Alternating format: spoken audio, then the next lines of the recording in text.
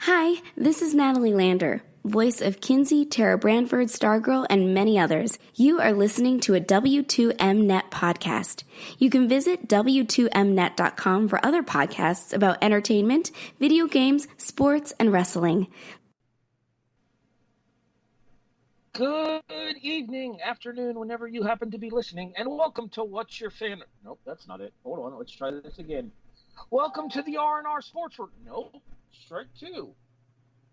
Oh, I know what you're listening to. You're listening to The Kickoff, a presentation of the W2M Network, available online at the W2Mnet.com. Actually, it's just W2Mnet.com. Don't put a the there. You won't find the website. I'm your host. My name is Harry Broadhurst, a.k.a. the voice of reason. Joining me, as per usual, the anchor man, Erik Watkins. Stay classy, W2M. And man, that introduction, you were striking out more than Yankees hitters this series. And the Riz, Randy Isbelle. Well, this show was fun, guys. You guys have a great night. I'm out.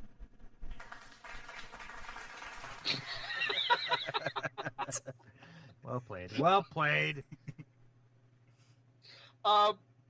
Randy, if it makes you feel any better, only one team on the show knows what it's like to not lose a playoff game yet this postseason.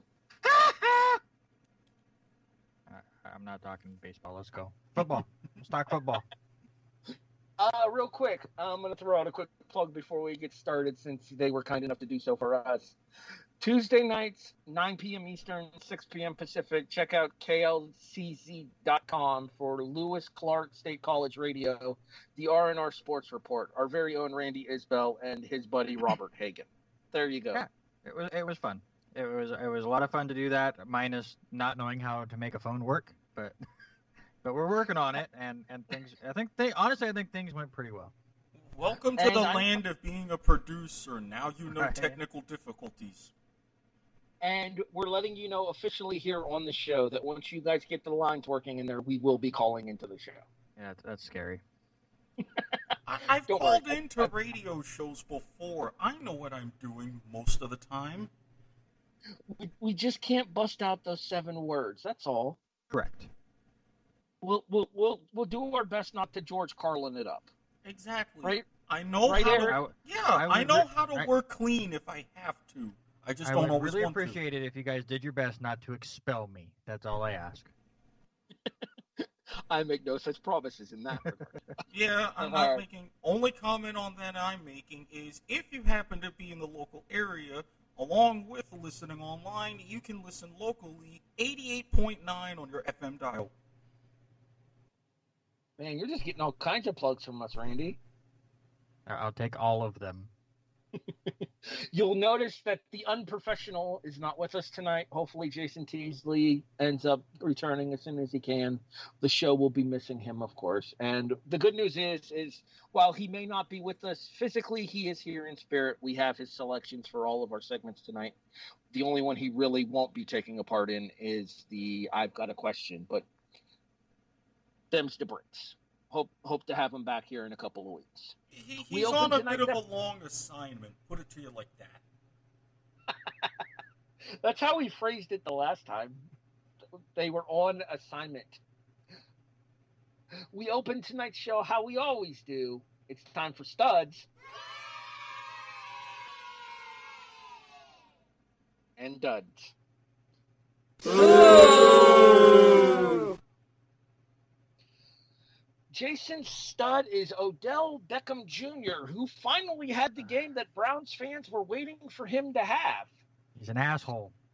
Well, hey, I mean, he did shit all on that Dallas defense, so... He shit all over my big money fantasy leagues, too. I faced him in both leagues. It was terrible. 3 touchdowns, including the game-sealing 47-yard end-around in the fourth quarter once Dallas had cut it to 3. To give Cleveland a 49-38 victory over the Dallas Cowboys in Jerry's world. Beckham had, what was the number? Over 100, I know, but I don't remember the specific number. Let me get that going real quick. While Erik is looking that up, I will say this much here. Did you hear that they're actually changing the name of the Cowboys this year, Randy? I'm excited to hear the new name. They're going to be the Alice Cowboys because clearly they have no D. It absolutely makes sense. And again, I'm going to bring up my fantasy again. The good thing about facing OBJ is I had a bunch of Cowboys, so it worked out okay in my favor in one of the leagues. I don't know what happened to Michael Gallup, but whatever. So you split in the 2 leagues, I take it? You still won one and lost the other? I still won one because I had Dak Prescott and their tight end and CeeDee Lamb, and so I was good. I'm in a quarterback-heavy fantasy league where, like, the quarterbacks get all kinds of crazy point totals and stuff, like passing yardage and first downs and extra points for touchdowns stuff. Dak Prescott went for 90 in that game. Well, that's what happens when you throw for 502 yards and 4 touchdowns. I was going to say probably 75 of that was in the second half. Fun fact, Prescott becomes the first quarterback in NFL history to throw for 450 yards in 3 consecutive games. Other fun fact to go with that stat, the Cowboys are 1-2 in those games. Should be 0-3. I'm just saying, you can't see it. Super grinning face on an audio podcast. And for OBJ, 7 total touches, 154 yards, 3 touchdowns. The game that Browns fans were waiting for him to have, and I'm guessing the talks of him leaving Cleveland will subside, at least for now. Erik, stud. Well, speaking of significant games and creating chaos and what turns out to be crap-ass divisions and or conferences, my stud is Max Duggan. Had a hard road getting back under center at TCU. So what does he do in his first big game back? Well, he goes ahead and continues the dominance over what was the Mighty Longhorns. How y'all doing? Did I see that stat correctly that since they joined the Big 12, TCU is like 7-2 against Texas now? Correct. That's insane. Yeah, and you know what's even more insane? Guess who is now leading the Big 12 right now? The Oklahoma State Cowboys. With Mike Gundy himself. Let that sink in, college football fans. Or allow me to let it sink in for you. I'm a man! I'm 40! Hard to believe that was over a decade ago. I was going to say, I think he's 50 now, but... Like 52? It still works. But, yeah. Apples and... Damn it, I had something for that one. I hate to say it, but Tom Brady is my stud, especially in the second half. Again, coming back from behind, as he always seems to do. He just, for whatever reason, Tom Brady just doesn't care how much he's down. Ask Atlanta, ask the Chargers last week. Does not matter. 369 yards, 5 touchdowns, and that's after throwing another pick 6, which for some reason has been his thing lately. I don't know if he learned that from Winston or not. But in the second half, they score on every single possession except for when they knelt the ball after the interception. 3 straight touchdowns and then a long 6-minute drive for a field goal to help make it a 7-point game, let the defense do their work. I know Robert Taylor likes to get on him for every single thing he does, but for a man of his age and without his top wide receiver in Chris Godwin and they lose O.J. Howard, he still has it. He doesn't have to throw it 30, 40 yards down the field like some of these other quarterbacks. He's a smart quarterback, and I give him full credit. I don't want to. Do I have to? Do it. You must. You must, sir. Fine. But only because you asked. We'll talk more about Tampa Bay a little bit later on in the show. Dun dun dun! I'll say dramatic reaper for you. I think Erik left. Or he's not paying attention. He's back. He's just not on headset yet. Oh, his microphone is muted. That's why. Okay.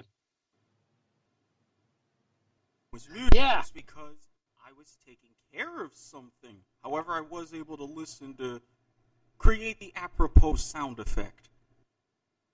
We did get the sound effect because I didn't hear it.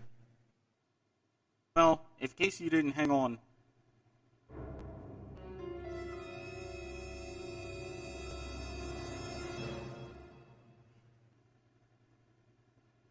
Dramatic reverb. That was your cue to say it, Randy. You missed your cue. All right, anyway. I've made my own cue.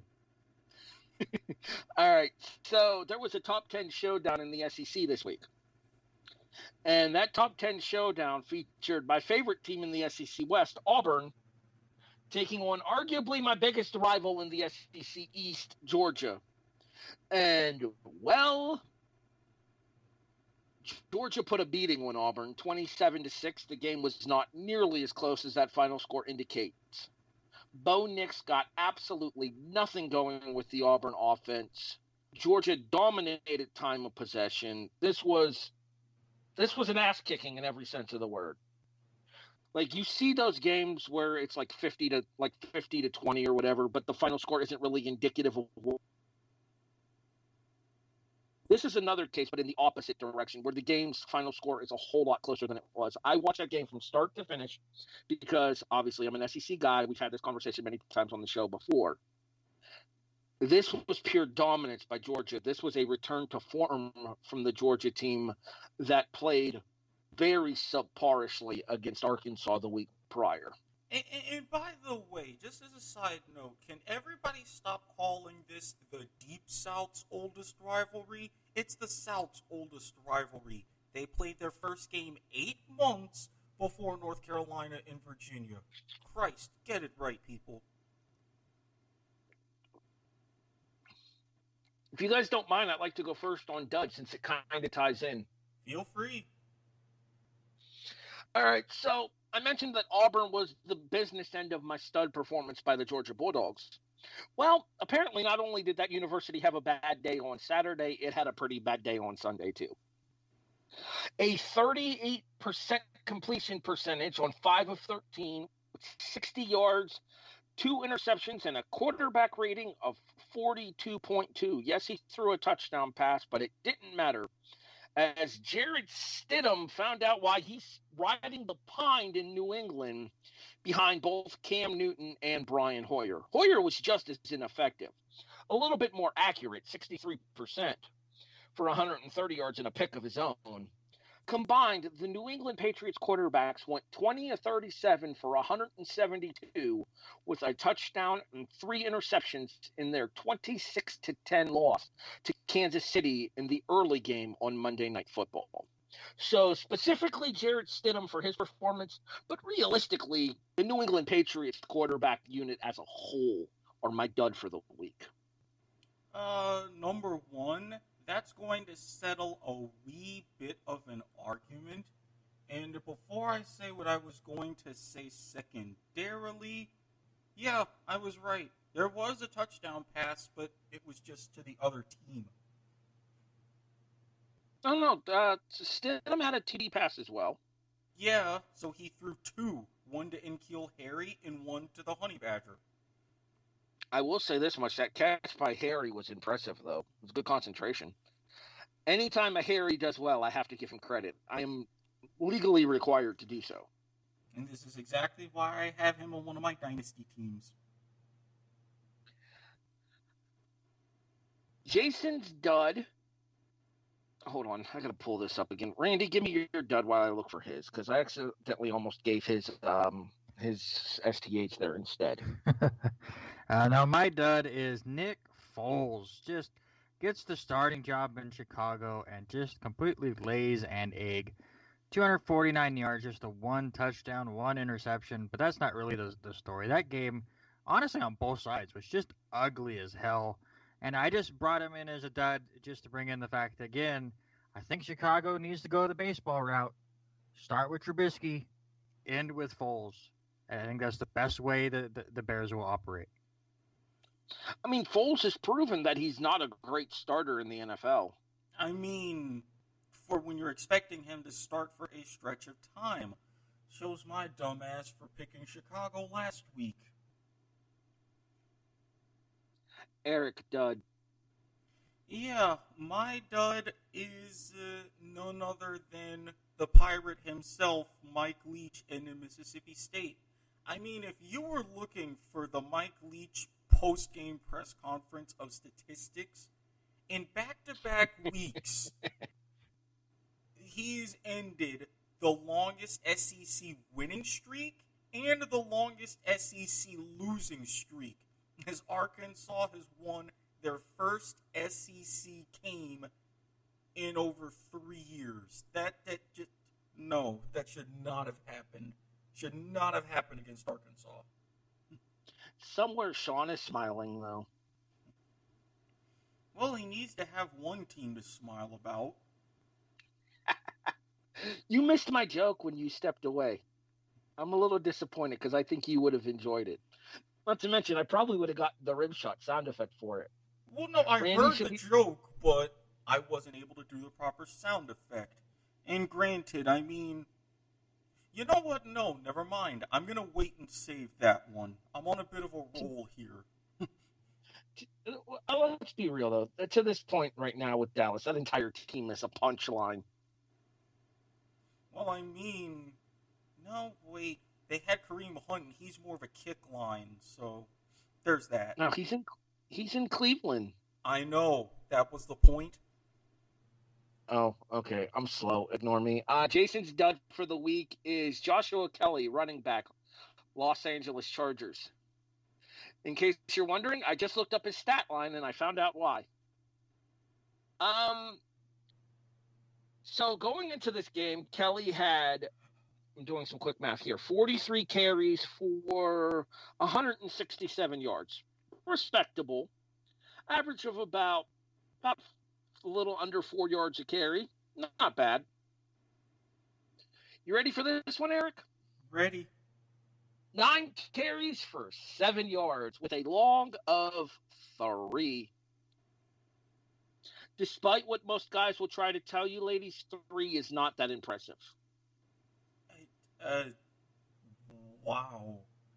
It's not often you average less than a yard a carry. And by the way... Oh, that was the wrong one. I'll take the cheering, even though it sounded like it came from the little kid section, which is kind of disturbing. Because they're learning math. That's how we're going to spin it. They're learning math.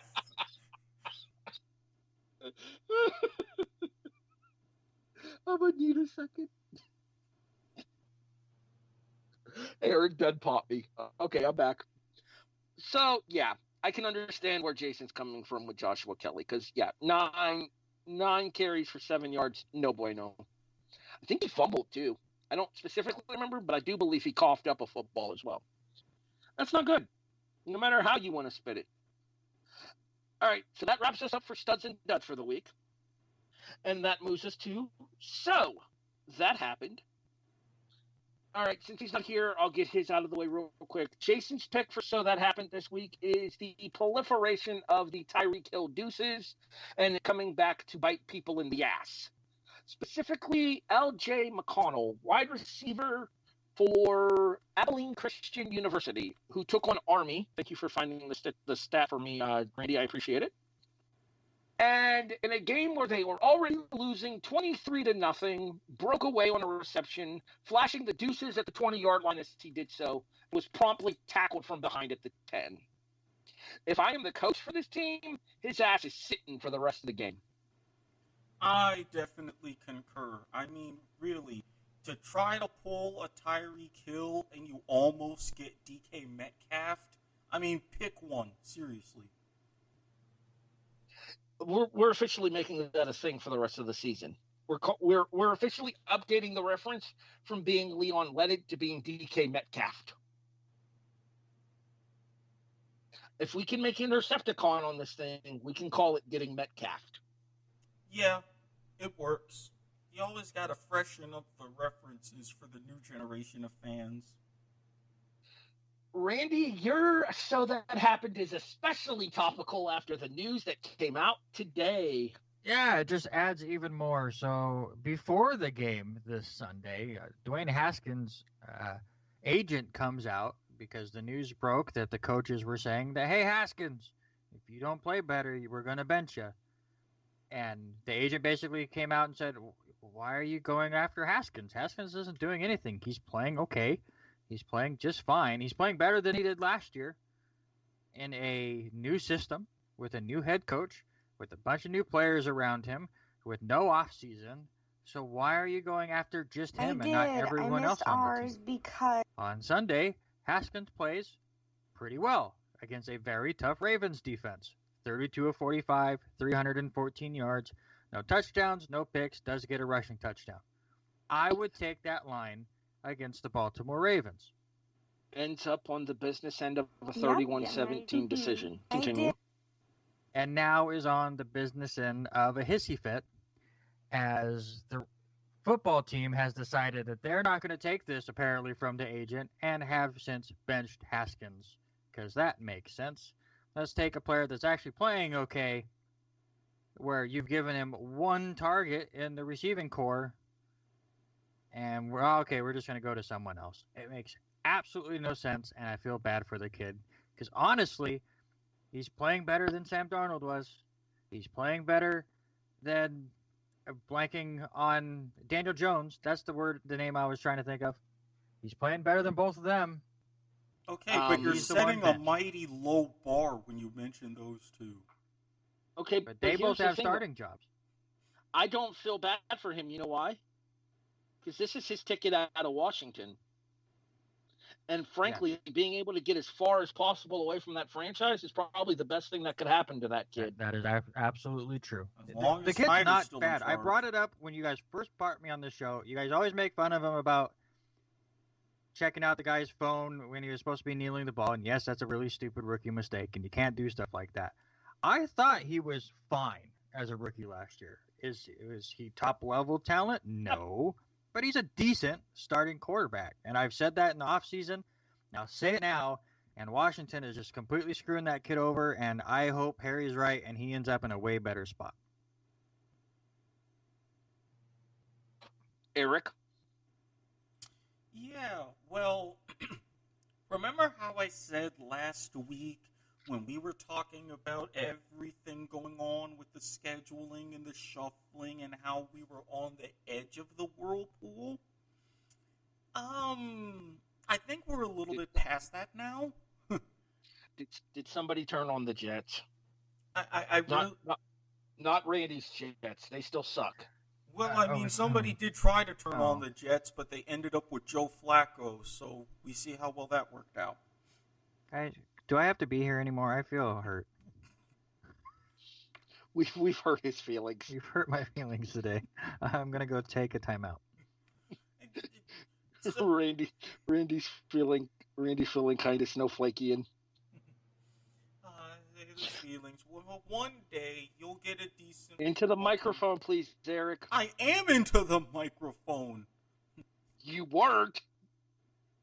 That's because maybe I was trying to get into something else. You don't know that. Allegedly. Giggity! Wait, family show! I forgot we're recording. Continue.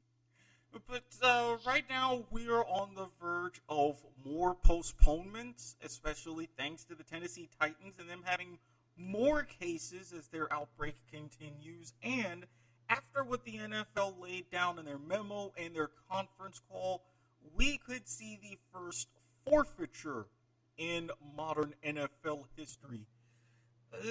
This is getting a little bit shaky.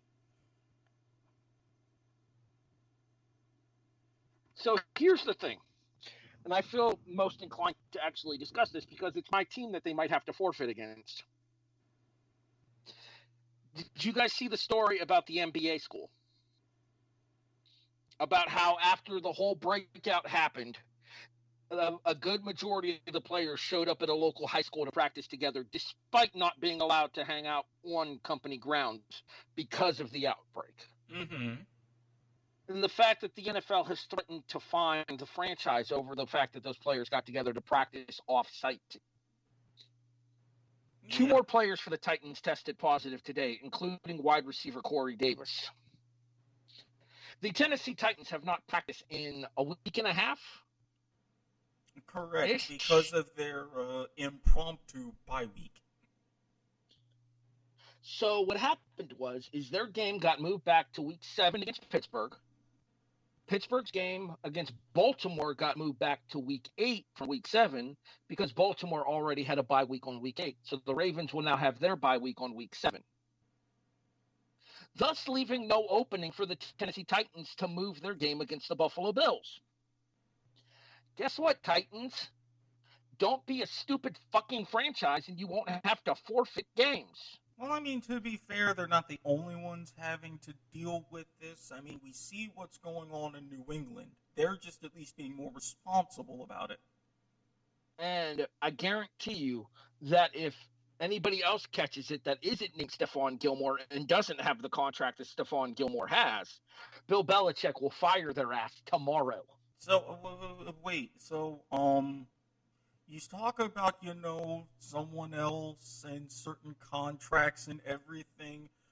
Are you saying that there's a possibility that Mahomes' time will have the clock set back an hour?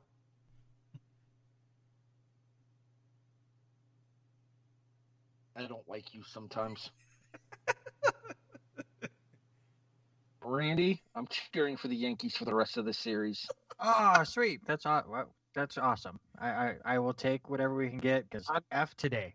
F that game that happened today. The one more game that it'll last. I'll cheer for the Yankees tomorrow. Listen, you put a smile on my face and you took it away.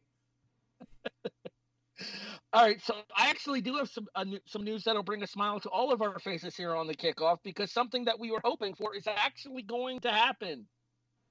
Erik, it's only appropriate given that it's the Halloween season. Guess what? Guess what? What? We getting spooky? It's Are they alive! Really... Oh, I was about to make a peep joke, but this works too. The XFL continues to survive. Ish. Kind of. We think. Reports are that the new ownership group, led by Dwayne "The Rock" Johnson, plans for a XFL revival in 2022. Assuming that, there's a vaccine and there's ability to have fans and there's enough players. And, well, there's a whole bunch of shit that has to happen in order for it to happen. But damn it, there's hope. And sometimes, especially in this trying year, hope is all we need. Erik, we had a lot of fun with the XFL when it did exist last season here on the kickoff.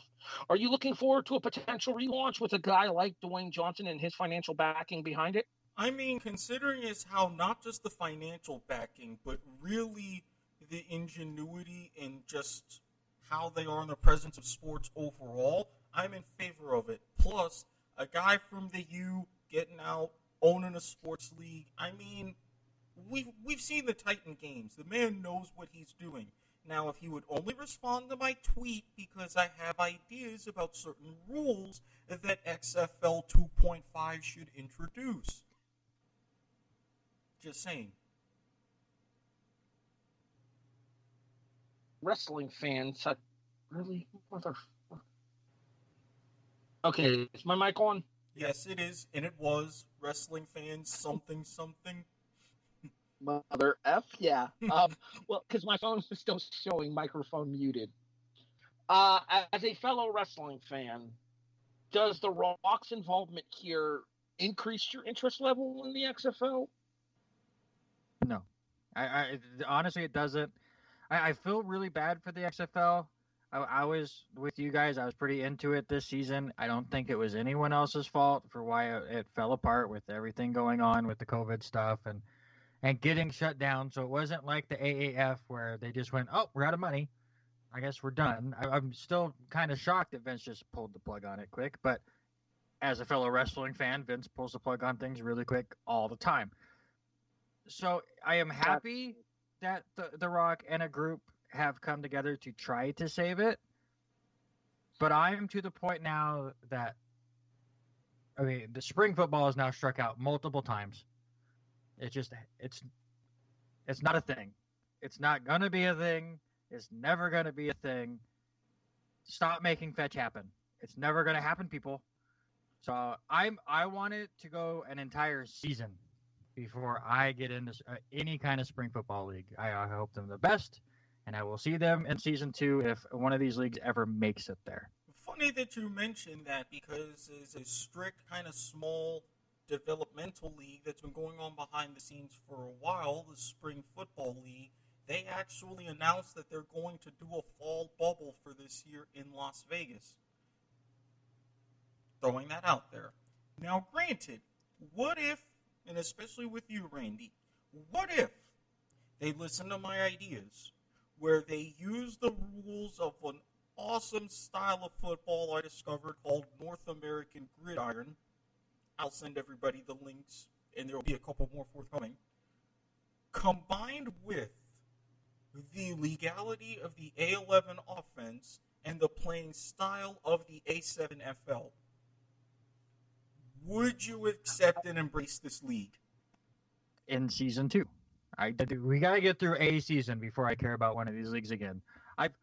I've picked so many teams lately that just completely fall apart, and the league's gone. I can't call allegiance anymore. I just gotta wait.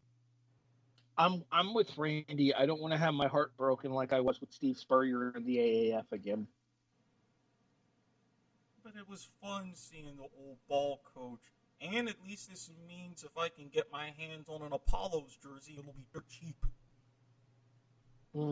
This is true. I do understand Goodwills have quite a few of them nowadays. Especially around these parts. Thus wrapping up So That Happened for the week. Erik, yes, feel free to post the links to the leagues that you mentioned in the show description. Will do. I'll set you up a queue for that as well. And then we move on into our first of our 2 prediction segments for the show. This is I'm a Survivor, and the return, kind of, ish, of Mama Said Knock You Out. It kind of. Yeah. You have a pick at least this week, which is more than we can say about last week. This is true, but she kind of felt bad after the Chargers let her down. So, current winning streak 0. Mama Watkins' pick is? Carolina. She's seeing the disaster that is Atlanta. So she's like, you know what? She likes Teddy Bridgewater, so the Panthers were an easy pick for her. Also currently on a 0-game winning streak is Erik. Yeah, fucking micro dick Nick Foles. All 32 are available to you, Erik, except for the ones that were picked before you got your pick. Yeah, well, I didn't necessarily need that because guess who I'm going back to in the well for this week? All right. So far, you've picked the Chargers, the Browns, and I'm guessing your pick for the week is your week 2 selection. The Arizona Cardinals. Yes, he's going back to Arizona as they play. Randy? Announce your opponent, Erik. Listen, just because I have pissed you off the last couple weeks doesn't mean you have to come after the Jets. Yeah, I feel like the Rays did a fine enough job getting revenge for you the last 2 nights. Well, I mean, we're only up 2-1. If we had gotten our revenge the last 2 nights, then we would be on to the ALCS right now, where we would do the baseball world a favor and eliminate the Astros. But we're not there yet, now are we? I'm still hoping Oakland comes back and wins that series because fuck Houston. Okay. On a 1-game winning streak is Randy. And yes, Erik has told me to learn my lesson by now and stop picking Jacksonville. So I'm going to heed his advice. I'm not taking Jacksonville this week. I'm taking Jacksonville's opponent. Give me Houston. Give me the new head coach. Bill O'Brien is gone. Let's go, Watson. Did you hear that J.J. Watt and Bill O'Brien apparently got into a shouting match right before O'Brien was fired? I saw the headline. I haven't read the thing. I don't care about little squabbles. And somebody just needs to eat some more Subway. Do. Eat fresh. I don't know why I did the McDonald's jingle. I'm special sometimes. Turkey for TJ and tuna for JJ. No, it's tuna for TJ, turkey for TJ. Yeah, they built one in their backyard in the shed. Right. I gotta admit, those commercials are a lot funnier than they've had any right to be. Yes, I agree. Their game show on TV wasn't too bad either. I'm hoping the it gets tag one. Yeah, Ultimate Tag. Mm-hmm. I hope it gets renewed for a second season. Yeah, the only problem I have with that show, and the problem I have with all of the shows, and I understand why they do it, is they spend 10 minutes telling you the backstory of a person you don't care about, and then 2 minutes of action, and then 10 minutes of a story of a guy that you don't care about. Well, what you're saying is it's basically the Olympics, but in game show form. Yes. And I mean, I get it, because that's how you're going to bring in other viewers, how you're going to bring in people that aren't interested in the action. Is you want the emotional stuff. That's what happens with American Idol and America's Got Talent and all the other music ones too. So I get why they do it. But man, it gets boring. It's like, I just want to see the crazy tags. Well, I want to see It's basically American Gladiators meets tag, and I enjoyed it. And the Watt brothers are funny. And that one redhead was really fucking hot. I was just about to say, Randy, number one, be thankful that they don't go full on tragedy porn like the NFL draft. And number two, Flame can get it. Legit. Yeah, 100% agreed. Me and Erik are Eskimos in arms at that point. Would I have to family show myself for that one? I'm pretty sure I do. Kind of. Close enough. All right. So, and then there were two. The only people who have gotten all four picks correct this year are Jason and myself. Jason is going with the Thursday night game as he is taking the Tampa Bay Buccaneers over the Chicago Bears. I don't remember who I took, so now I have to pull up the document. I'm looking right at it. No, wait, I know what it is. He took the Jets. Mark it down. Harry takes the Jets. My official pick for this week, even though it goes against somebody's pick later on in the show, I am taking the Pittsburgh Steelers over the Philadelphia Eagles. I would have taken the Buffalo Bills over the Tennessee Titans, but I took the Bills week 1 against the Jets. So wait, hold on. I need a rules clarification. Okay. If I change my pick and I pick the Buffalo Bills and Tennessee forfeits, it would count as a victory. On? Yeah. It would count as a victory. But you already announced Houston, and I wrote it down. No, that's fine, because I'm continuing my trend with that. So I'm cool with continuing that story. I was just curious about rules. Yes, if a forfeit happens, if the forfeit is announced after we've made our prediction on the show, once it's inside of the pick'em sheet, then it counts as a forfeit victory. And we officially, I believe, Eric, correct me if I'm wrong, the final score would be 2-0. You're absolutely correct. And we would not even add an asterisk. Although there is a 1-point defensive touch. There is a 1-point defensive score on a 2-point conversion, #score origami. Yep, #1-point safety. See last week's episode description for the link to that Twitter page, because it's easy to get lost in, especially if you're a numbers nerd. But that's all, folks, like Eric and myself. #Shark Party. Shout out to John Dubois. Is it Dubois or just Bois? I think it's just Bois. Really? Yeah, I think it's just John Bois, Bois. Dubois sounds better, so I'm just going to roll with it. John, you can legally change your name if need be. You're welcome. All right. With that, we move on from I'm a survivor to I've got a question. If I'm not mistaken, Eric, you won the toss last week. Yes. So, by process of elimination, due to the fact that Jason isn't here, congratulations, Randy. You've won this week's toss. God, it's been so long since I've won anything. What do I get? What did I win?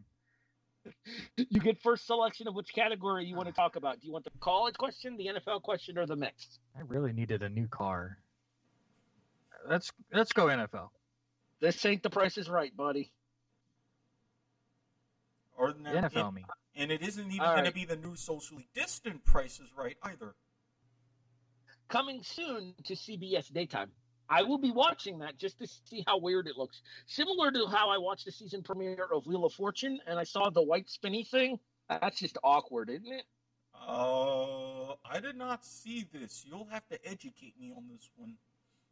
I shall. Will do so after the show is over. Coming soon to the W2M network, Life is Like a Game Show. We think. Yes. Maybe. I just have to get the remaining people on board to the proper Discord so that way we can finish hashing everything out. Randy, you're welcome to get involved. I think you'd have fun with this one. Okay.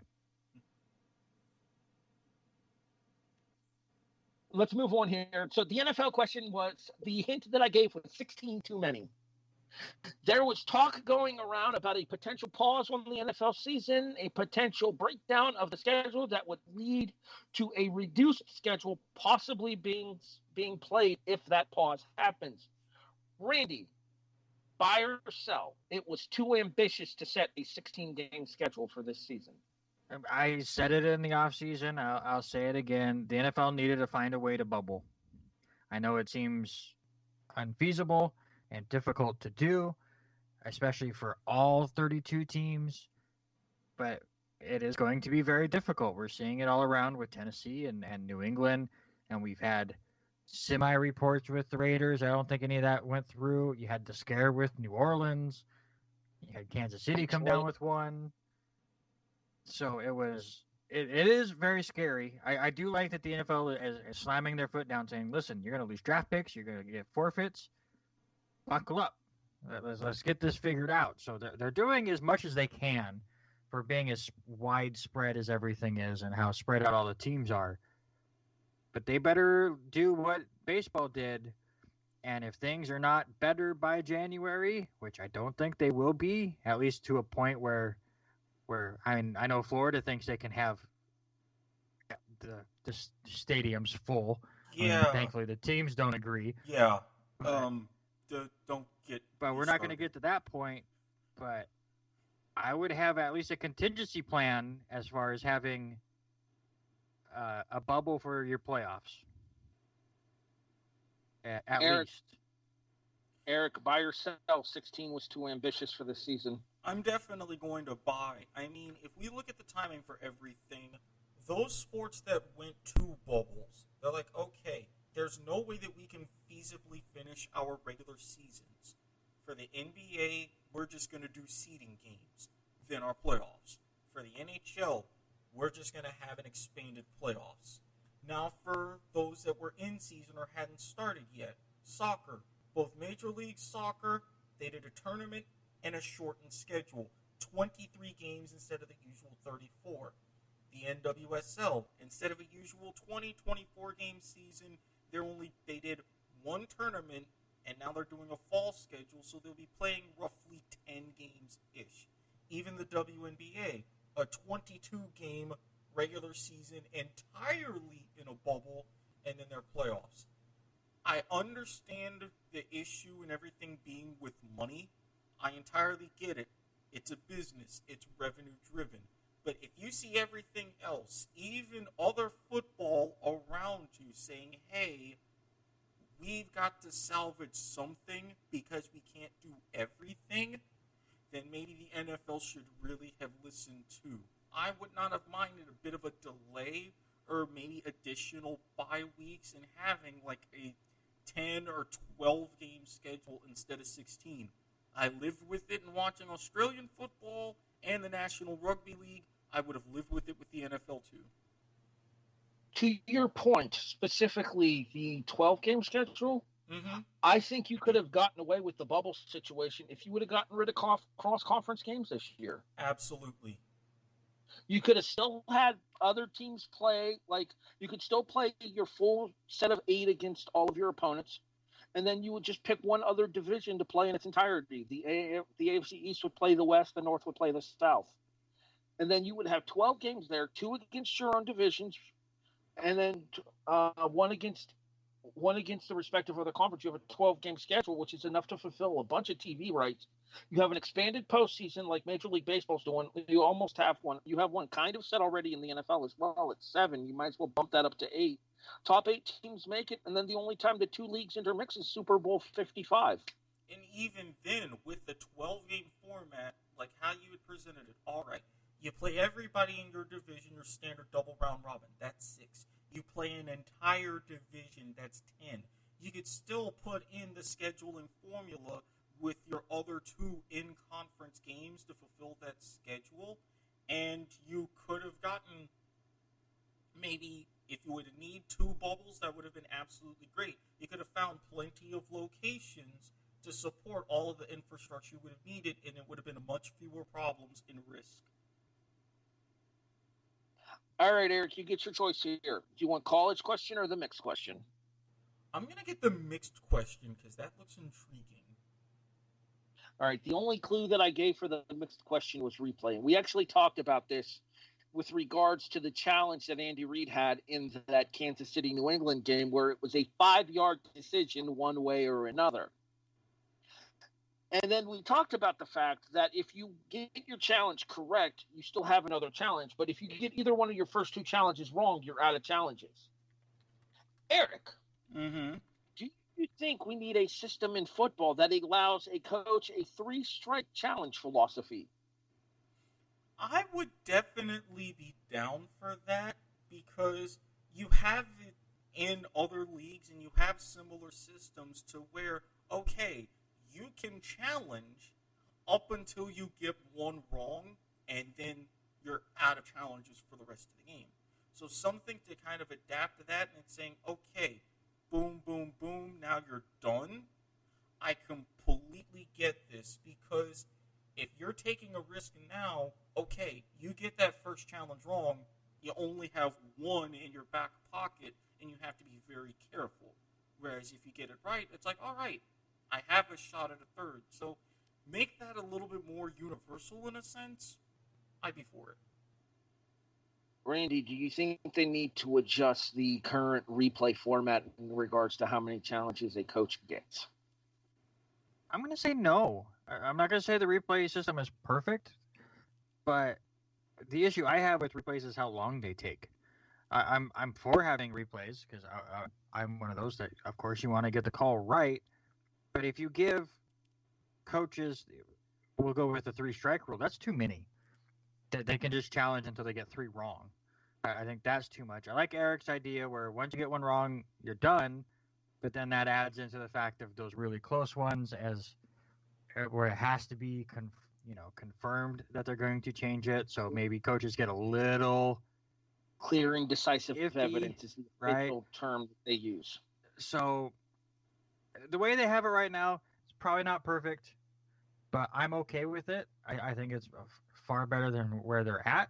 And now we just got to get the technology in where it's a lot easier that replays go quick. I know it's never going to get as fast as tennis. Tennis replay is fantastic, and we're never going to get to there. But until things speed up a little bit with replays, I'm fine with the system it is now. We talked about potentially going the same way the XFL did with Sky Judge, where Sky Judge gets final decision on all replays. Do you think that that's something you'd like to see brought to the NFL? Yeah, absolutely. I mean, what's having one more person there that is on it at all times? Why do you need your head ref that's on the field to take a whole minute to walk over to the screen? I mean, I know they were bringing out tablets before COVID, but it's just a whole extra thing instead of just he's challenging this guy who's been watching replays or watching the game the whole time, so he knows it's a close play, is already watching the replays while things are getting discussed. It would cut time down. I think that's a good idea.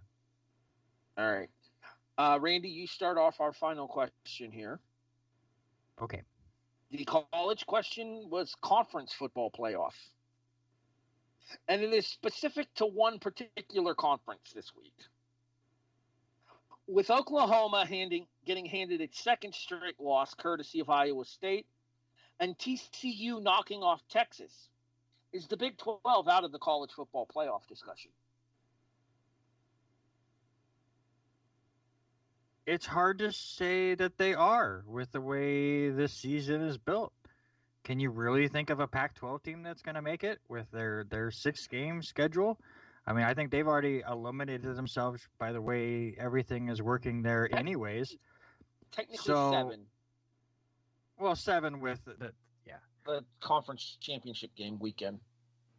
So what? I mean, are we thinking we're going to get Clemson, of course, and 2 SEC teams, and then I guess a Big Ten team? So yeah, I mean, they could get knocked out, but I wouldn't call them dead just yet.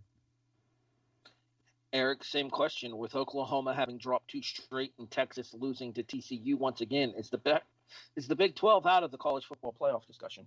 I mean, Randy just described the scenario perfectly. Clemson, let's say they run the table, although I don't want them to, they're going to be in. Your SEC champion's going to be in. Your Big Ten champion's going to be in.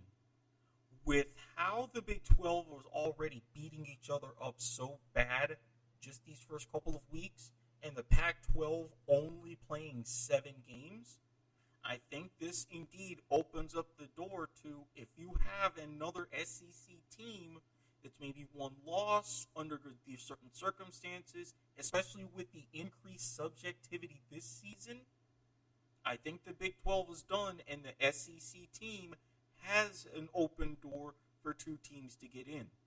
Everybody would hate it, but if we're being realistic and keeping it in 4, this is the best route based upon the committee's past patterns. So Harry, I got a question for you. If Oklahoma State runs the table, do they have a chance?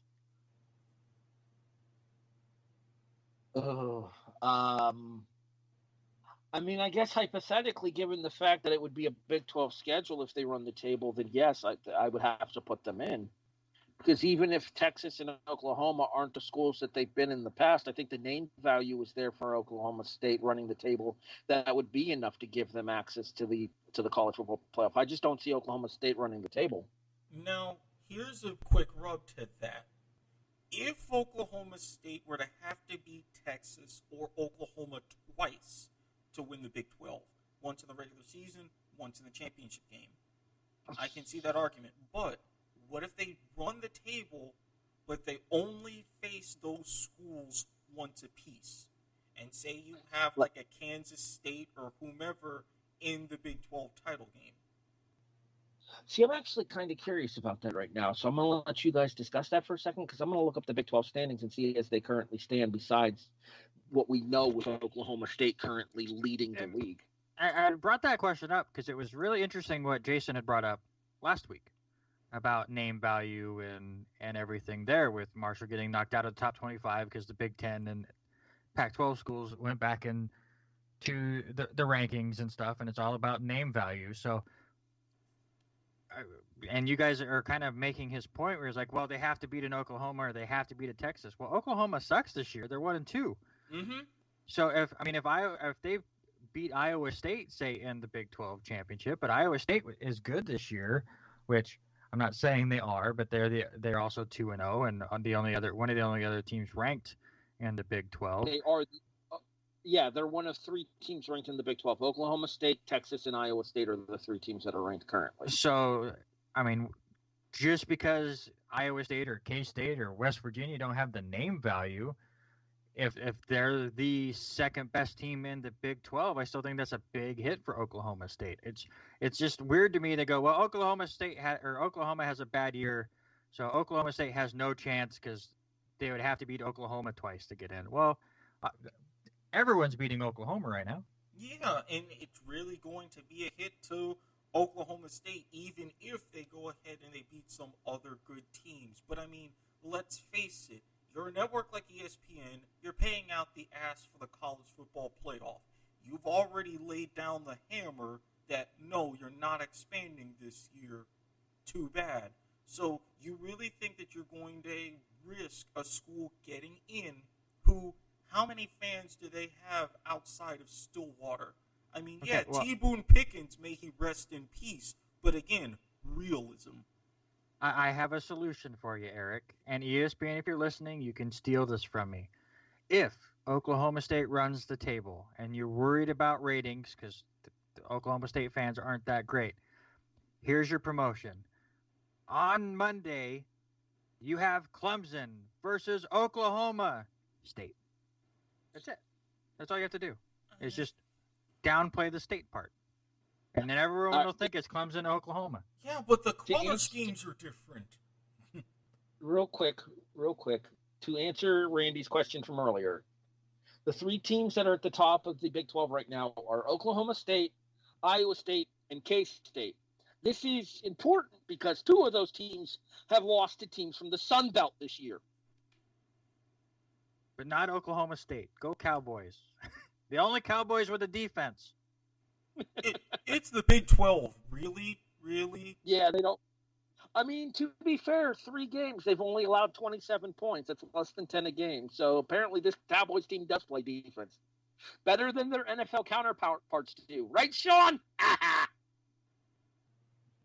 Man, I'm so petty. I'm Tom up on this show today. Okay, let's move on. I'm telling you, I'm waiting for the Morton endorsement because we're all a bunch of salty fuckers here tonight. and then I do have to ask, do you think we get 2 ACC teams in the playoffs? Oh, fuck no. I will say maybe. that. No. Miami's good this year. Notre Dame is technically ACC this year. There are 5 schools in the ACC undefeated currently still, and 4 of those 5 are top 10 teams. One of them is about to be knocked out of the top 10, in my opinion. I will expand. I guess I can't expand upon that. Okay, so a little bit of a tease for later on in the show. I had a pick planned for my college Are You Serious? Because Boston College covered UNC last week. Like I said they would, they did not win. Mm-hmm. UNC won't be as lucky this week when they take on Virginia Tech. No. However, the line was only 5.5, and I couldn't touch it. But the 5 teams that are undefeated in the ACC right now are Clemson, Miami, North Carolina, Virginia Tech, and Notre Dame. To be fair, Notre Dame's only played 1 ACC game. It was against Duke. Let's be real, it's Duke. Yeah, and they're next up against Florida State. So, I mean, as is, you've got Clemson, Miami, Notre Dame. That's going to be some beating up right there, and I think that's going to take away at some point in the committee's minds. And again, we mentioned this ad infinitum on previous episodes where you can listen to in our archives. There's a significant bias in the College Football Playoff Committee. It ain't to the ACC. And I really don't think if it comes to a choice of having, say, a Florida and an Alabama versus a Clemson and a Miami or Notre Dame or what have you, they're going to pick a certain way. Real quick with Notre Dame, here's just the last thing I'll say, and then we'll move on because we do have 2 more segments to get to here. Notre Dame's only ACC win is Duke. Duke is one of 30 teams that are 0-4 right now. The other 2 are Middle Tennessee State and Louisiana Monroe. High quality competition you got there, Notre Dame. I rest my case. All right, let's move on. It's time to pour one out for the homers. You know, it's unfortunate that he couldn't be here this week because he actually had something nice to discuss. West Virginia picks up a double overtime victory over Baylor in a game that aired on ABC at noon this past Saturday. Finally, Baylor playing a game, just losing. No, West Virginia's actually 2-1 now this year. Well, yeah, Baylor's 1-1, but that's because Baylor's had like 6 different people scheduled and they've all backed out. Oh, no, that was Houston, not Baylor. Baylor was one of the teams that backed out on Houston. The college football in Texas is the clusterfuck. Well, I mean, hey, not everybody can pull off schedules like Central Arkansas, so we have to give them credit. The New York Football Giants, well, they played like the New York Football Giants. And in a division where 1-2-1 is the lead, the Giants are only a game and a half back, so they got that going for them. I mean, I would talk, but in one of my dynasty leagues, I just picked up Danny Loose Change in a trade, so I forfeit my rights for this week. Why would you willingly put him on your roster? Well, I have Jimmy Garoppolo and a couple of others, and I got him in about 3 other players and a future pick, and all I had to do was give up Josh Allen? I mean, in a super flex league, I felt very comfortable. Not to mention, even with Josh Allen, I'm 0-4. And the Giants play that Cowboys team with no D. See? You see?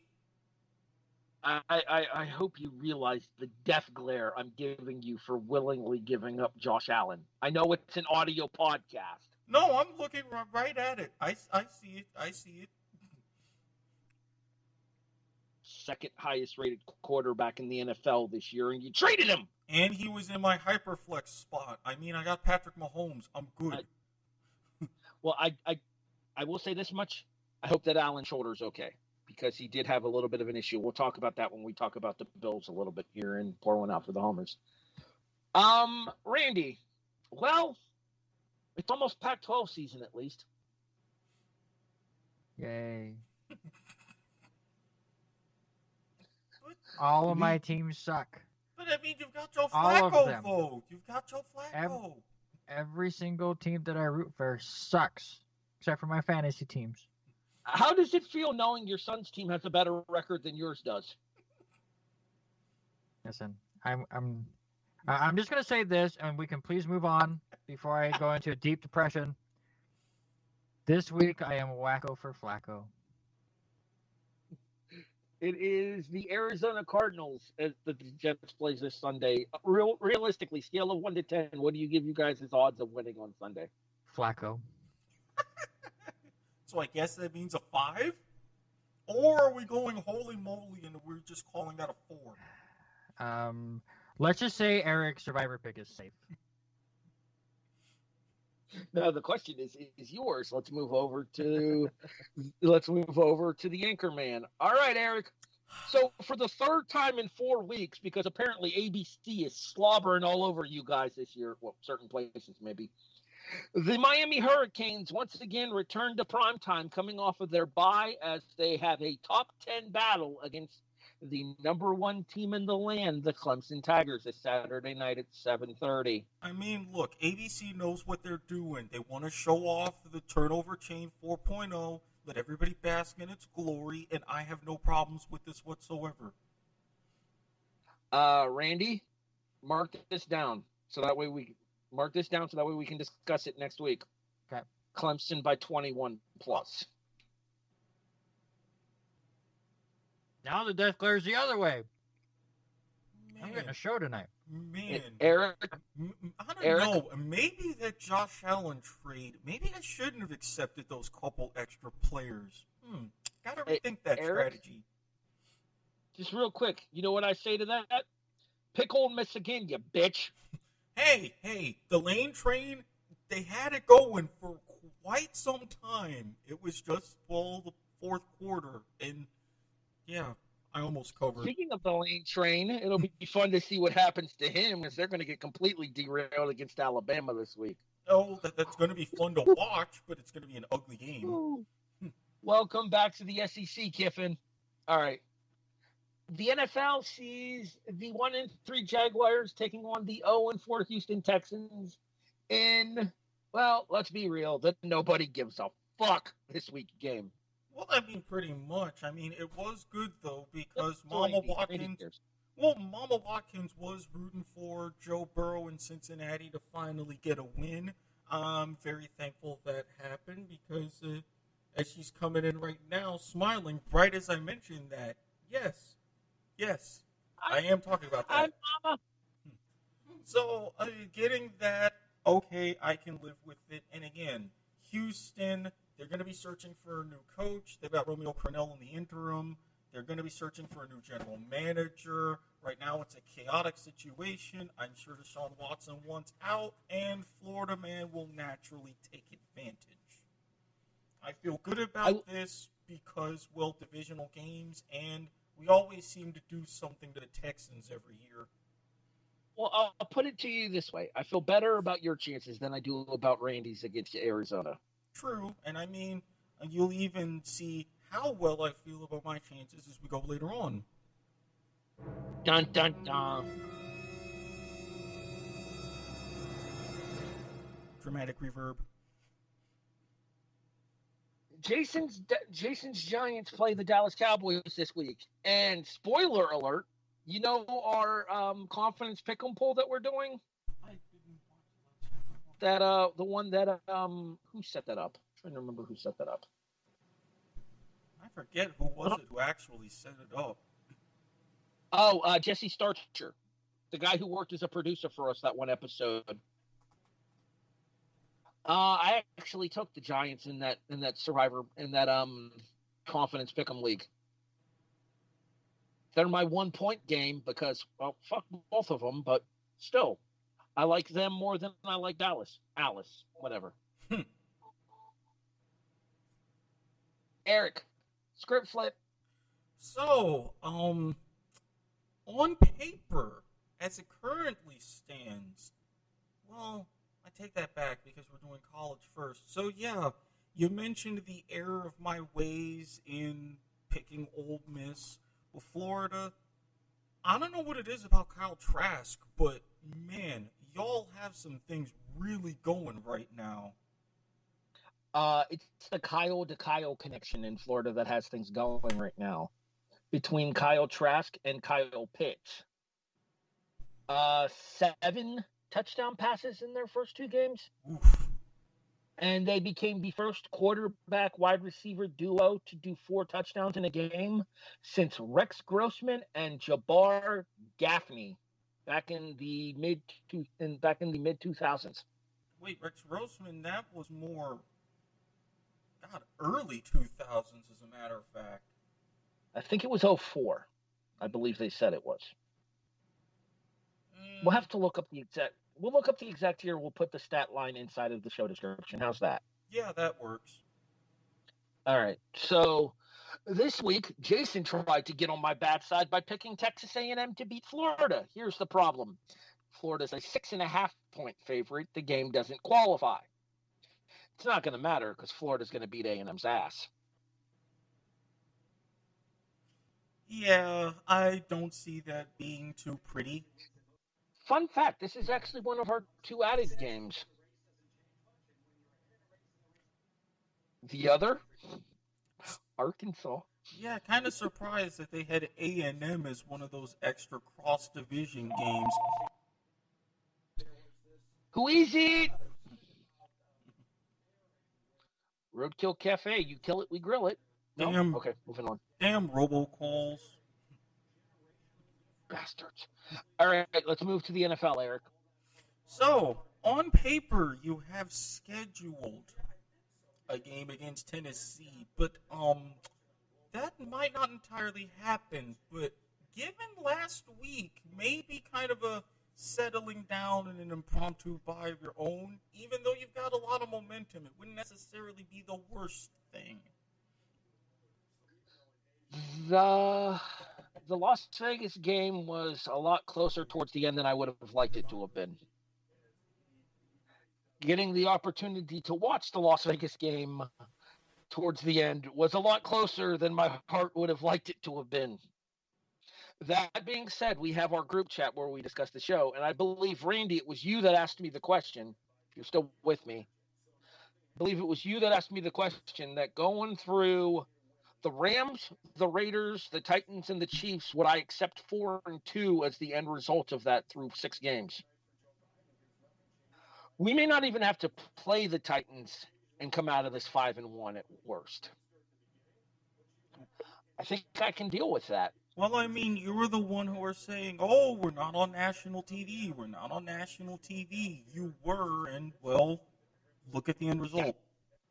The game almost gave me a freaking coronary, much the same way that damn Rams game did. Oh, that Rams game pissed me off. I don't think I've ever been that salty on this show, Erik. Well, I mean, to be fair, when you've got Sean McDermott doing his best Dan Quinn impression, everybody has the right to be salty.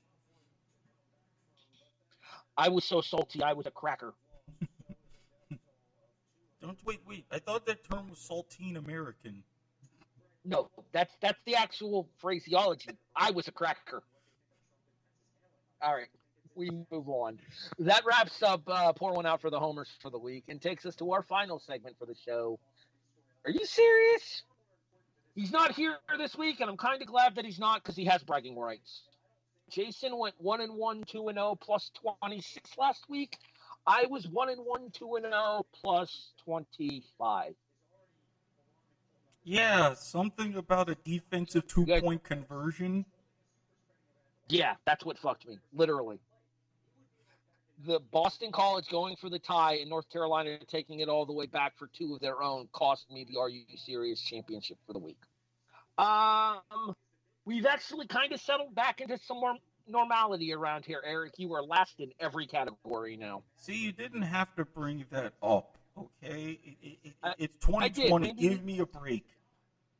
Randy needed something to celebrate. He's out of the basement, so he can celebrate that. Oh, I wish I had one of those party horn things. Next week. You guys are tied in terms of your ATS picks, but Randy's plus minus is slightly better. Of course it is. Speaking of plus minuses, Eric, nah, you've suffered enough on this broadcast. We'll move on. I'm about to say it's like just one game, just a teeny bit, just that.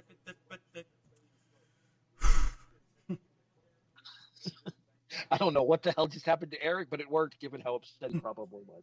All right, we start with Jason. Jason's college pick is Texas State plus 7.5 against Troy.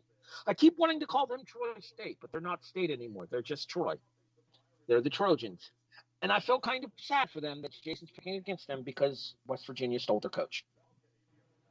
Well, maybe that's why he's picking against them. I get it. Maybe. All right. Let me open up my document so I can get Jason's NFL pick real quick. Jason's NFL pick is going to be Las Vegas Raiders plus 13 against Kansas City. I'm going to state for the record that game is not on ESPN right now, and if it is not on ESPN come Sunday, Jason will be making a different selection. Randy, yes, sir. You went 0-2 last week, but had a better plus minus than Eric to move yourself from the basement. Let's see if you can bounce back here and try to get back to 500 this week. Well, who's your college pick first? College pick, give me the NC State Wolfpack. I want to say it's plus 9.5 as they take on Virginia. They played two tough teams the last two games. A nice comeback victory against Pitt last week. And I think that will take that momentum and beat the Cavaliers on Saturday. And your NFL pick, that game's down to 8.5, by the way. Listen, I put in my bet at 9.5. I'm taking my 9.5. Well, hey, I need it. I need the point. No.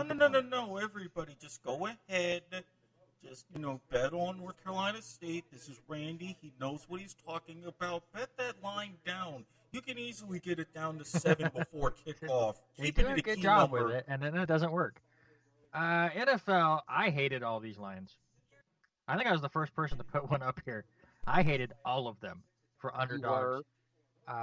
In that pick'em that you were just talking about, I'm actually taking Pittsburgh in the pick'em, but give me the 7 with Philadelphia. I think they keep it close. They might win the game.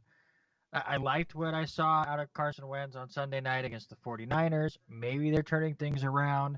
Pittsburgh, yes, technically they're coming off a bye, but they're basically coming off of just confusion. I mean, being the team that has no COVID stuff but has to deal with it. So hopefully Philadelphia can come in and sneak one out. Again, I have them plus 7. So give me the Eagles, but I'm not super confident. Eric, looking to bounce back from a second straight week of 0-2s. Again, do you have to remind me? But nevertheless, I'm going to admit, when we were looking at all the college picks, there were a few tasty lines that I saw. Had a couple of different spreads to choose from, but I went with my gut instinct. Staying in the SEC, I think I see this Tennessee Volunteers team Are they the creme de la creme in the SEC East? No. But considering the level of, shall we say, inconsistency that I've seen out of Georgia, while I think the Dogs can take care of business overall, give me Tennessee plus 12 in that one. I think, especially with the way this season is going, you may not sing Rocky Top, but you're going to keep it close. You're going to have to warm up your vocal cords in the fourth quarter. And your NFL pick. As much as I derided Randy about this, the NFL lines were much tougher, but I did state earlier in the show, whenever the Jaguars and the Texans play, strange things happen. I have had many a Houston fan tell me and actually call the place Jackassville for that exact reason. So for an instance like this, with all of the chaos going on in Houston, give me my Jags plus 6. I feel like we would have learned our lesson picking Jacksonville on this show by now. I did. Again, if there were lines that were better, and even if the Bills and Titans actually had a line, I would pick that game. I'm taking what I can get. Ladies and gentlemen, the officially universally accepted definition of the phrase insanity is doing the same thing over and over and expecting a different result. We give you the kickoff, season 4. Again, this is 2020 normal. We're feeling quite pandy.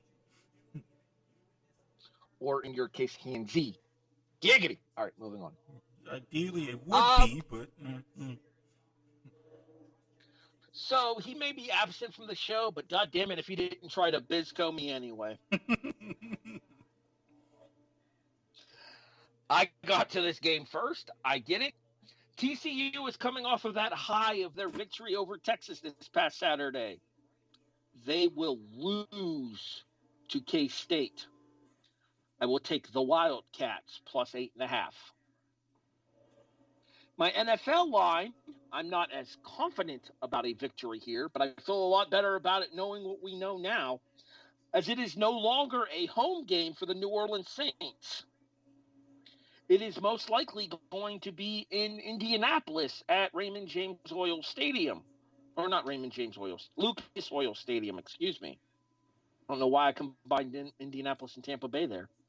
At Lucas Oil Stadium, from what I'm understanding, the game's being moved because of the threat of Hurricane Delta? Yep. So the Monday Night Football game will be played on a neutral field. Therefore, I feel confident taking Justin Herbert and his San Diego Superchargers to cover 6.5 against the New Orleans Saints. Go Chargers, go. Oh, I'm actually getting an extra point now. It's 7.5. Cool. All right. I think that wraps us up for the week. Wow, that was a pretty quick episode. I don't even think we're probably like right on an hour, aren't we? Almost an hour 20. Oh, it was still quick by our standards over the last couple of weeks. This is true. All right, so you have been listening to The Kickoff, a presentation of the W2M Network, online at W2Mnet.com. In addition, you can hear us on all of your favorite podcast listening services: iTunes, iHeartRadio, Stitcher, Spreaker, Podbean, CastBox, and many more. You can find those in your respective app stores in order to download and then check out The Kickoff on any of those wonderful services. In addition, hey, Eric, guess what? Spotify is here. Jason's dick of the week was Sean, because Sean was busting his balls about the Dallas Giants situation. They play each other this week, too, so he who laughs last laughs scoreboard, I guess, kind of. I'm going to go first if you guys don't mind, because this one really pissed me the fuck off. Yeah, you told us about this story, so the floor is yours. My dick of the week is Jerron Jones, offensive lineman, practice squad, Pittsburgh Steelers, who was arrested over the weekend for aggravated assault, menacing, And there was another minor secondary charge as well after he hit his girlfriend in the face with an Xbox. Allegedly. Going back to our not wanting to get sued thing. If this is true, that motherfucker better never play professional football again. I mean, plain and simple. That's just terrible, not just for the actual alleged hitting of a woman, but adding to that just an Xbox. I mean, come on now. No, you don't do that. Randy, that's video game abuse, which is something that your other podcast would not stand for. Yeah, but it's an Xbox, so I don't care. Go PlayStation. What a dick. Randy's my honorary runner-up for Dick of the Week. All right. Eric, who's your DOTW? Honestly, I would have to go with Ron Rivera. I get everything that he's going through, and I get that you've had to cover up a whole bunch of snuff for Dan Snyder, but I mean, really? To do this to Mr. Selfie himself when he's actually paying attention now? Come on, man. Come on. Apparently we're going to get sued by ESPN now. Randy, DOTW. Hey, they no longer have that segment, so shush. Oh, okay. Then we're They good. got rid of, come on, man. That's sad. A little bit. Yeah, I'm not going to lie. I'm right there with you. All right, go ahead, Randy. Who's your Dick of the Week? Tampa Bay Rays, of course. Especially if they win tomorrow. They're my dick of the whole year. The one team I can cheer for and be happy about. They're taking my happiness away. Look, bunch of dicks. Just because we won 40 games and we got the number 1 seed, this is going about as expected. Y'all could have tried harder. I mean, you beat us twice, well, 3 times now, so live with that. You are my sunshine, my only sunshine. You make me happy. There's no sunshine for me. Unless you're the Rays. Please don't take my sunshine away. I'm going to go listen to some emo music now. You guys suck. For the absent but here in spirit unprofessional Jason Teasley, who you can find online at W2M Chairman on Twitter, as well as at Jason Teasley on Facebook, and his personal account, he'll probably tell you to go fuck yourself, but it's Turkaglue822. Randy, where can people find you on socials? You can find me at Randy Isbelle, which I actually tweeted today, which is not common for me, but I had to share my fantastic fantasy team with 4 people named D. Johnson on it. I should start them all. Just if my team sucked, I'd just start them all and have fun with it. Do it. Every single possible fantasy player with a D. Johnson name is on my Oh my God! team. I just realized something. Uh-oh. He could call his team a bunch of Johnsons.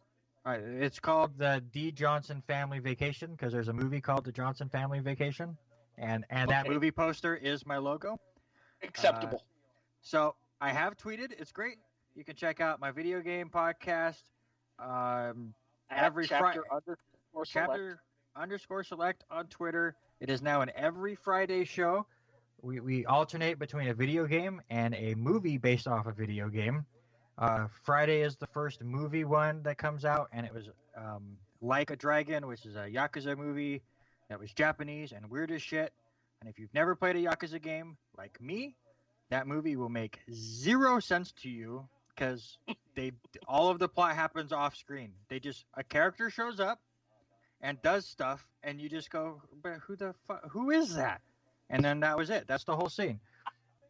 But it is very enjoyable. If you don't care about picture quality, you can find it on YouTube for free. It's a good hour and a half laugh. You can also check out my new weekly radio show that I'm doing at my college.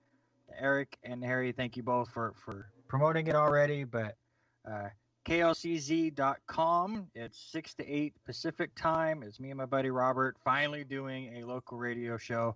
And we talk national stuff, too. So there you go. Again, highly disappointed about the lack of 5-pin bowling. Come on now. We had to it's the R&R Sports Report. I didn't say the name. And you were upset about 5-pin bowling. And then Robert's mother called him that night and was upset that we didn't talk NASCAR, golf, or rodeo. So we're going to have all sorts of stuff next week because we got to make everyone happy. real quick, I also need to tell you, Earl Anthony's the greatest bowler of all time. Top 3. He's top 3. Erik, where can people find you online? You can find me at Squid Sports Head on Twitter. Yes, I kept my word. I was up late at night. My Bulldogs were playing in the finals. Not going to talk about what happened because I'm already not mad. But they lost. But I went ahead and I live tweeted the final 3 quarters of the game. And if I'm up late enough at night where more NRL action happens as they also progress in the finals, I might go ahead and dabble and live tweet that. But if you don't want to deal with my live tweeting in particular analysis, you can find me on Facebook, Erik Watkins. You know the drill by now. Guy, recliner, wine, yada, yada, yada. And if you don't want to deal with either of those things and you're looking for something extra special, then go to my Twitter, slide in my DMs, undergo a thorough vetting process, and you will get access to my Snapchat, Telegram, maybe WhatsApp, a couple of other things. You will be surprised, and you will learn my nickname that will be unveiled in episode 138 of the show. As always, this plug brought to you by the fine folks at Rick's TNT LLC, affiliated with Dun & Bradstreet, website, commercial, and notary public services coming soon. I just remembered your nickname, Erik. It was going to be Dynamite.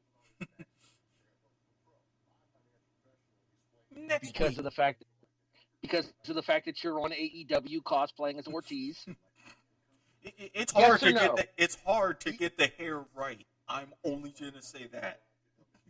Yes or no, Randy? He's Ortiz from LAX. No one watches AEW. I don't know what you're talking about. And because of the Rick's TNT. Okay, so we'll work that in at the end of the show. All right, moving on. At HEB the Eagle on Twitter, on Instagram. Randy, I have an app for you to check out. I want to get your thoughts on it. It's called Grapple. I just found it today. GRAPPL. It is a wrestling app where you can post your ratings for matches and compare them to other people around the country. Oh, okay. And see how. Nice. Like, I just put in my ratings for Clash of Champions 2020, TakeOver 31, and that In Your House that I was watching, In Your House 14, Revenge of the Taker. I like it. I have to check it out. Yeah, it's GRAPPL in the App Store. Okay. And if you end up signing up, let me know. I'll send you my screen. Well, it's at HEB the Eagle on there too, so I'm not hard to find. But so yeah, if you're a wrestling fan, check that out. You can look for some of my reviews for wrestling over there. In addition, I'm hoping to bring back my wrestling reviews soon. See how that works out. Timing does become an issue. It's going to depend on if I can find the time to do it and if my laptop will work with me to do so. But the wrestling reviews will come back, but those will be on thechairshot.com because I made a promise to DeMarco that my typed reviews would go there from now on. In addition, Harry Broadhurst on Facebook. Feel free to message me. Sports, wrestling. I'm starting to play a couple of video games. I will be getting the new Crash Bandicoot game. Hopefully I'll enjoy it. It's Crash. I probably will. Although I hear that some of those levels are really fucking hard on the new game. So I'm probably going to want to tear my hair out. And that's not going to be good because I have a lot of hair. All right. So, yeah. Harry Broadhurst on Facebook. HEB the Eagle on Twitter, Instagram, Grapple, and any other social media site you can think of, except for Snapchat, because that's not really my thing. Yet. You keep saying that, and then nothing happens. Look, I'm telling you, between Snapchat and all of the glory that it holds, and the wondrous adventures in teledildonics, I'm telling you, there's benefits that apply here. Is it wrong that every time he mentions that he's plugging his Telegram, I want to say telephone, telewrestler? Bruce Pritchard podcast style? No, I don't think there's anything wrong with that. Okay. What happened when... Sorry. Like 3 people listening will get that, which is impressive that we have 3 people listening. For the absent unprofessional, the on assignment unprofessional Jason Teasley, there is Randy Isbelle, Dynamite Erik Watkins. I am the voice of reason. My name is Harry Broadhurst. Thank you for listening to The Kickoff, a presentation of the W2M Network online at W2Mnet.com. We'll talk to you guys next week here on The Kickoff on the W2M Network.